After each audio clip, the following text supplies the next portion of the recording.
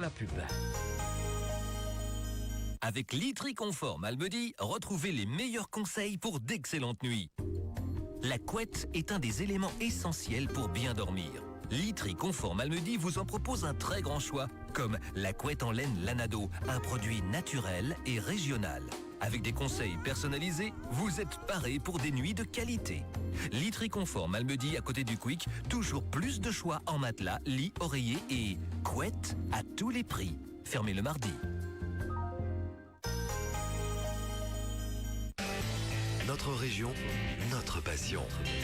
Le Galfagnoc-en-Blève, un outil de dynamique territoriale au service d'une région d'exception. L'initiative de l'ASBL d'Amblève et des communes de Ouem, Malmedy, Stavelot et Stoumont.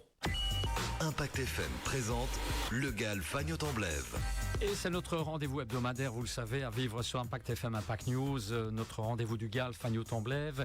Cette rubrique qui permet chaque semaine de rappeler les différents porteurs de projets, de rappeler un peu l'avancée justement sur ce projet. Et ce matin, on retrouve le chargé de projet Valentin Villua. Bonjour Valentin. Bonjour. Alors de quoi allez-vous nous parler cette semaine ? Alors cette semaine, on va se concentrer sur des projets d'aménagement qu'on a fait au niveau d'une mare à Francheville.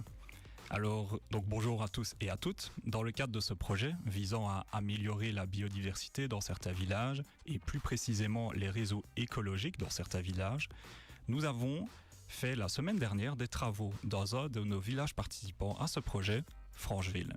Francheville, ce très beau petit village niché sur les hauteurs sud de la commune de Stavelot, possède une parcelle communautaire en son centre, juste à côté de son église. Sur cette parcelle, on peut trouver un potager collectif, une aire de jeu pour enfants, un coin de repos et depuis peu, une petite mare. Voilà qui est bien. Et aussi le parc naturel qui a travaillé sur les différents aménagements écologiques possibles autour de cette mare, c'est bien ça si je comprends bien.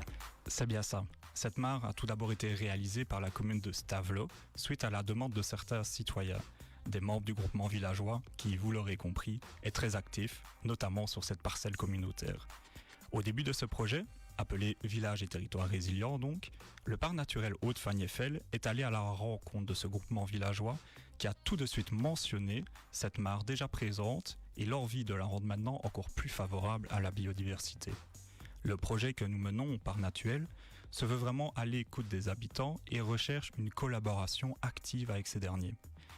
Il a donc été décidé que, ensemble, nous allions rendre cet endroit encore plus accueillant pour la biodiversité, et ce, plus que jamais auparavant. Il restait à savoir quel type d'aménagement pourrait être le plus pertinent. L'idée est d'améliorer la biodiversité, mais pas n'importe comment. La réalité du terrain, les envies des habitants et les contraintes de ces derniers devaient bien entendu être prises en compte. Ce projet doit être bénéfique pour tous, permettant une synergie positive entre l'humain et l'environnement. Alors c'est mieux avec le micro, Valentin. Est-ce qu'il y a un travail de collaboration entre les habitants de Francheville et le parc naturel alors ? C'est exact. Nous avons proposé plusieurs idées aux habitants de Francheville et via un formulaire, ils avaient la possibilité de nous faire un retour direct sur chaque idée d'aménagement, permettant ainsi une collaboration efficace. Quelques mails et coups de téléphone plus tard, nous avons trouvé les aménagements bénéfiques pour tous que nous voulions réaliser dans ce coin-mare. Les travaux ont d'ailleurs été réalisés la semaine dernière. Et vous savez nous en dire un petit peu plus sur ce type d'aménagement ? Bien sûr. Pour commencer, un aménagement très simple, certes, mais ô combien efficace. Un bon gros tas de pierres. Ce tas de pierres a été placé à proximité de la mare et orienté sud, afin d'avoir des pierres bien chaudes, permettant notamment aux reptiles de trouver lieu de refuge et de chaleur. Ce tas de pierres est réalisé avec tout un tas de pierres, petites, grosses, en laissant un grand nombre d'interstices, permettant ainsi à la petite faune de s'y réfugier en toute simplicité. Ameublir le sol sur quelques centimètres, placer des grosses pierres pour avoir une grosse base solide et puis construire son tas d'une hauteur approximative de 1 mètre, et vous voilà avec un micro-habitat convoité par de nombreuses espèces. Nous avons ensuite réalisé une haie sèche, également appelée haie morte. Mais ne vous méprenez pas, cette haie est tout sauf morte. En effet, réalisée grâce à l'assemblage de bois morts, cette haie grouille de vie. Oiseaux, petits mammifères et insectes en raffolent. Permettant refuge et couvert, cette haie constitue un élément important pour la faune locale. Cette haie sèche permet également de créer un corridor écologique entre la mare et un petit bosquet qui est situé à quelques mètres de là. La petite faune pouvant ainsi circuler et lui permettre de réaliser son cycle de vie plus facilement. Mais ce n'est pas tout. Comme je l'ai déjà mentionné, cette haie est constituée de branchages de bois mort, ce qui en fait une haie participative. Je m'explique. Chaque citoyen a maintenant la possibilité de fournir cette haie avec le bois mort qu'ils ont chez eux. Certains ont des vergers, certains viennent de tailler leur haie et ne savent pas quoi faire de ce bois mort. Maintenant, ils savent quoi en faire. Cette haie va lui donner une seconde vie. Les habitants seront donc libres, chaque année, de placer leur bois mort dans cette haie, permettant de contribuer à accueillir la biodiversité sur ce lieu. À part y placer du bois de temps en temps, cette haie ne demande aucun entretien, ce qui évite toute charge aux habitants de Francheville. Une nouvelle clôture a également été installée, une clôture en châtaignier plus précisément. Visuellement jolie et charmante, certes, mais nous avons également ajouté un petit détail, un détail qui a toute son importance. Nous avons sectionné le bas de la clôture à certains endroits de quelques centimètres. Cela permet à la petite faune de pouvoir circuler librement entre l'enceinte de la mare et l'extérieur. Il serait dommage de faire ces aménagements écologiques autour de la mare sans laisser la possibilité à la faune d'y accéder. Le cycle de vie de la faune est encore une fois grandement facilité grâce à ces petits détails qui, pour eux, ont toute leur importance. Il était primordial pour les habitants, et c'est bien normal, de pouvoir laisser passer la petite faune tout en laissant en aucun cas la possibilité aux enfants qui jouent sur cette parcelle de s'approcher trop près de la mare et qu'un accident se produise. Nous n'avons donc pas sectionné toute la clôture sur toute sa longueur, mais qu'à quelques endroits stratégiques, suffisamment pour que la faune s'y aventure. Et vous avez aussi, je pense, également réalisé des aménagements à la mare, à cette mare, à l'intérieur de la mare, n'est-ce pas ? C'est exact. En ce qui concerne la mare en elle-même, un substrat a été ajouté dans la mare, un mélange de sable de rivière et de galets de rivière.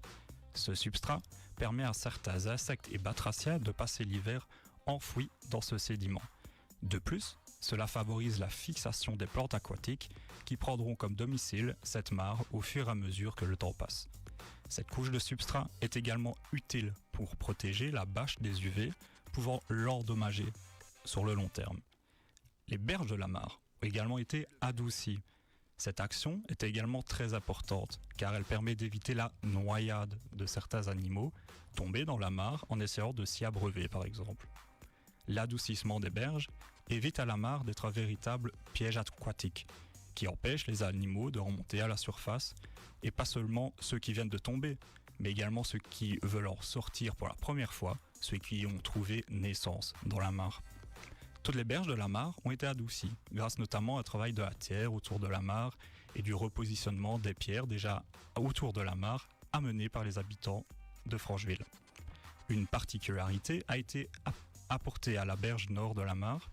Celle-ci, exposée au sud, a été la plus adoucie. Il est intéressant que cette pente soit adoucie avec une pente de plus ou moins 10%, ce qui favorise grandement le bon développement des plantes aquatiques à cet endroit. L'eau chauffe beaucoup plus vite à cet endroit, boostant le développement des plantes, mais également des petits organismes présents dans cet espace. Et pour finir, des plantes aquatiques seront placées dans la mare. Cependant, il faut qu'on attende encore un peu, car il faut les placer une fois que les périodes de gel soient totalement terminées et que l'ensoleillement se fasse de plus en plus important. 3 types de plantes seront disposées. Plantes des marais, placées dans les zones les moins profondes, les plantes semi-aquatiques, situées semi-immergées dans l'eau, et les plantes oxygénantes, totalement immergées dans la mare. Il ne reste plus qu'à attendre que toute cette biodiversité colonise les lieux et rend cet endroit encore un peu plus magique qu'avant. Eh ben voilà Valentin, parce qu'on pouvait dire sur ces différents aménagements écologiques réalisés sur cette parcelle communautaire dans le village de Francheville. Plus rien à rajouter ? Plus rien à rajouter. Vous revenez très prochainement, la semaine prochaine, en tout cas, nouveau billet du GAL avec quelqu'un d'autre de l'équipe évidemment. Hein. C'est ça. Si on veut revoir tout cela, c'est la page Facebook Impact News et dans un instant, retour à la musique.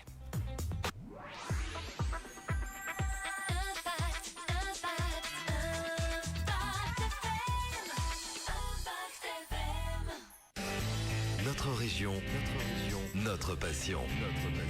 Le GAL Fagnotte-en-Blève, un outil de dynamique territoriale au service d'une région d'exception.